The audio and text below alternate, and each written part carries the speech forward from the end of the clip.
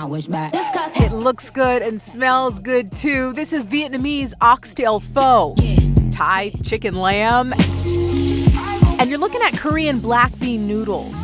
They're all colorful Asian dishes created by Ange Cooks, who we rarely get to see on camera. Like, I could show myself, but to me it's more about the food. Her Asian home-cooked dishes remind herself and her followers of home. I remember my childhood. One of the biggest things was food, because when we would have family gatherings, the big topic was, what are we eating? What are we cooking? And it was a team effort. And she's kicking things up a notch. And you made that sauce too? Yes. Learning how to whip up Asian dishes from several countries. Most of the dishes that I'm cooking are from Vietnam. They're Vietnamese recipes. There's a little bit of influence from Chinese, because I think on my dad's side we're a little bit Chinese.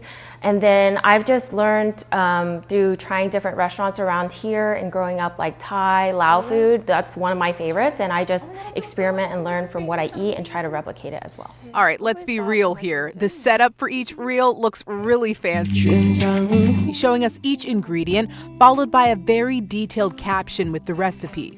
The planning part is like not too hard. It's always like the pile of dishes afterwards. So while social media may be swamped with food blog influencers, they all have a little something that sets them apart. Don't be funny with my money. For Ange, it's the music. I love my hip hop rap music. That's just my favorite. So the next time you're feeling inspired to whip up your own fresh Asian dish, hit follow at Ange Cooks.